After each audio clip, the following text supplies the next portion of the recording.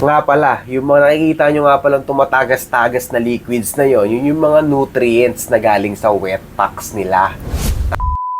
Oops, gulat kayo, no? Kala nyo ano na. Pero huwag kayong mag-alala, dito sa story time number 5, usapang tae tayo. Tagal-tagal na rin tayong hindi nakagawa ng video, mga par. Pero sa videong to, literal na tayo yung pag-uusapan natin dito, mga par. Yung mga ilang-ilang katanungan kasi, yung mga curious people or yung mga curious natin mga kababayan sa Pilipinas na saan doon na pupunta yung mga dumi ng tao sa barko. Siguro sa video na to is bibigyan natin ng konting kasagutan yung mga yan. Pero syempre, hindi ko rin may paliliwanag sa inyo ng buo or kompleto. Pero at least man lang magkaroon kayo ng idea kung paano nangyayari, di ba? Kung sa Pilipinas or kung sa lupa, meron tayong septic tank na tinatawag. Dito naman sa barko is meron tayong tinatawag na sewage treatment plant or sewage holding tank. Since tayo or dumi naman yung topic natin ngayon, ipasok na natin dyan yung MARPOL Annex 4 Prevention of Pollutions by Sewage from Ships. Hey, kala mo talaga alam na alam no? Yan kasi yung mga pangmalakasang dapat alam mo nung panahon na nag-a-apply ka pa eh. Yung tipong yan kasi yung mga tinatanong pag-interview. What is MARPOL? What's Annex 4? Sewage? What's Annex 5? Garbage? What's Annex 6? Mga ganun, dapat alam mo yun.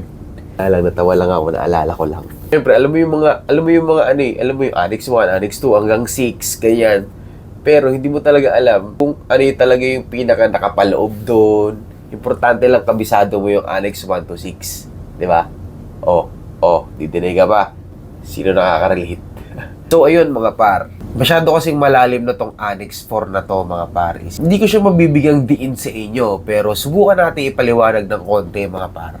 Isa sa mga nakapaloob kasi dito na lahat kasi ng barko na 400 gross tonnage and above, or kung yung barko nyo is nagkakarga na ng, kung meron siyang pasahero or crew na 15 person and above, required na talaga silang mag-equip ng sewage treatment plant or sewage holding tanks to all international vessels. Nire-require ng annex na to na dapat yung barko na yon equipped na ng certified sewage treatment plant or approved sewage holding tank.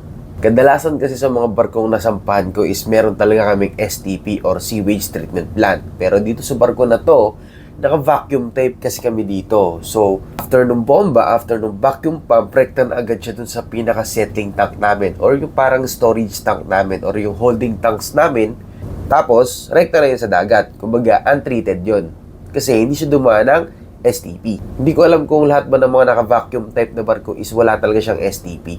Or kung ganun talaga yung operation niya. Yun ang hindi ko alam. Comment yun na lang below. Tensya na, pero dagdag kaalaman lang para sa atin lahat. Comment nyo na lang below kung ano experience nyo. Pero ano nga ba yung STP mga par? Or ano nga ba yung sewage treatment plant? The principle of sewage treatment plant involves the treatment of wastewater through a series of physical, biological, and chemical process to remove pollutants and contaminants. Ano nga ba ibig sabihin nun?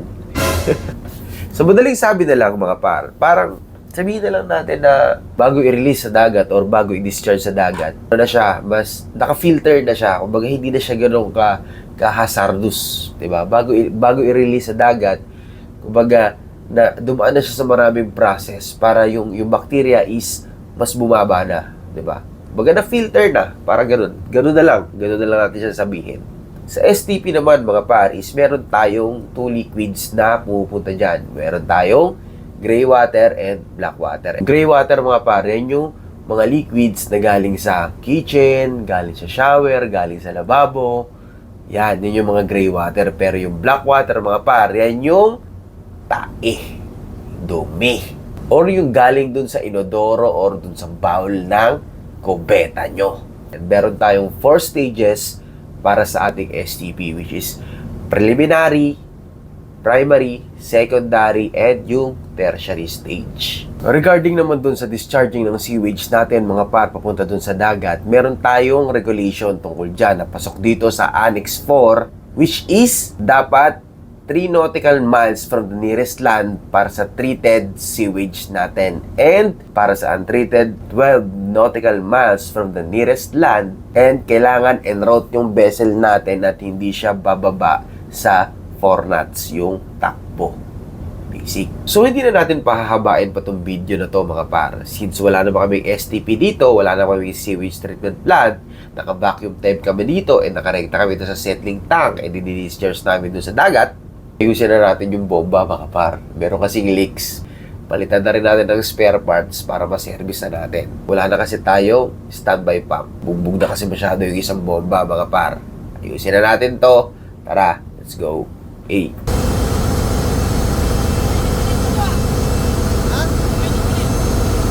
Siyempre, bago natin ituloy itong video na to, shoutout muna dyan kay Fort Engineer Kiel Araez. Isa sa pinakamalupit nating kwarto makinista dito sa barkong to. Swerte rin tayo dahil naisasama tayo sa mga ganitong klase ng gawain. Natututo na tayo, may nagagawa pa tayong mga techniques. Diba? Isang malaking bagay din talaga sa pagbabarko pag goods yung mga kasama mo. Madali lang yung trabaho, mas nagagawa nyo ng maayos yung trabaho. So, balik na tayo dito sa bomba, mga par. Nagkaroon kami ng konting problema dito habang binabaklas namin to. Nakita nyo naman sa intro, inuumpisa na namin baklasin. Pero nagkaroon kami ng problema dito, mga par. Yung mga valvula kasi natin or yung mga valve natin, yung discharge at saka yung suction valve natin, may problema, mga par. Palingado na, kumbaga, sira na, hindi na siya masarado.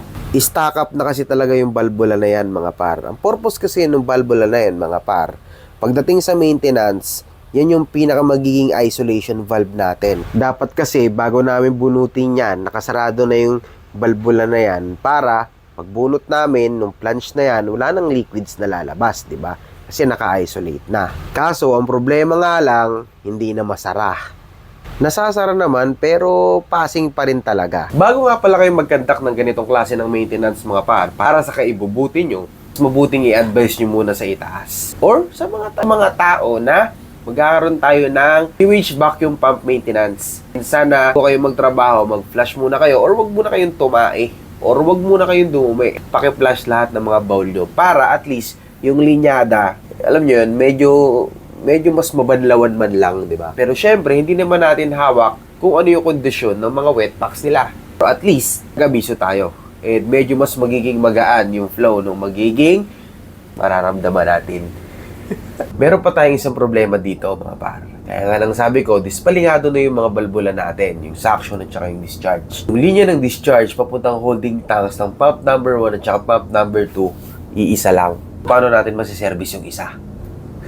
Pinaka best way na gagawin natin dito is naghanap kami ng blind. Iba-blind muna natin yung isang linyada nung mini-maintenance namin na bomba para ma-service natin yung isa pang bomba. Kasi pag hindi tayo nag-service ng isang bomba, papara lang natin yung vacuum pump, mag-iiyakan yung mga tao sa taas. Oy, wala na naman vacuum, hindi kami makapag-flush. Sige lang kayo reklamo. Pero dapat kasi talaga may naka-service talaga. Kaya nga meron tayong standby pump, di ba? Ito nga pala yung itsura ng blinay namin mga par. So nakikita nyo, naka-blind na yan. And naka-service na yung isang bomba. At ito makikita nyo mga par, yung linyada nila iisa lang. Papunta dun sa holding tanks natin. Ito nga pala yung problema mga par. Merong leak yung end plunge natin. At dahan-dahan na namin binaklas to mga par nang matapos itong problemang to. Patawa-tawa lang kami dyan pero kininam. Kita nyo, may kain-kain na rin yung gilid niyan. At syempre yung o-ring papalitan na rin natin. So tuloy-tuloy na tayo sa pagbaklas mga par. Habang isa-isahin natin yung mga parts kung alin yung pwede pa at alin yung hindi. At kung ano lang yung meron tayong available na pyesa. Hanggang bomba lang kami dito mga par kasi yung motor okay pa. Hindi na kami magpapalit ng mga bearings. At ayun, sinimula na nga palang linisin to para magkaalaman na mga par. Hindi ko na may isa-isa sa inyo yan par kung paano namin bubuuhin yan. Pero ang mga pinalitan lang namin dyan mga par, yung flap, yung end flange, yung stationary knife, yung rotating knife, mechanical seals at o-ring. At yung iba, linis kabit na lang tayo mga par. At ayun, malapit nang matapos to, konti na lang, nakikita nyo naman, smooth na smooth lang yan mga par. Tara, ikabit na natin to. Let's go! Bago pala namin ikabit to, pinagtatawanan ako ni Segundo. Sumuka muna kasi ako nito mga par. Bakit? Naalala nyo yung blinay na ikinabit natin kanina para ma-service natin yung isang bomba? Ako kasi yung nagtanggal nun. Siyempre, after lunch na namin tinira to. So, ibig sabihin, nagkainan na yung mga tao. Ang ulam namin nun, igado. Kaya pagtanggal ko nung planch, lintek. Igado talaga. Kaya mapapasuka ka talaga mga par. Tara, tuloy na natin. Ikabit na natin to. Pinaspasan na nga pala natin dito mga par. Pero medyo nagtagal talaga kami. Medyo mahirap kasi talaga yung pwesto mga par. Hindi na nga kami nakapagkape neto. Natapos namin to bago mag alas 5. At ayun na nga, nakaservice na siya!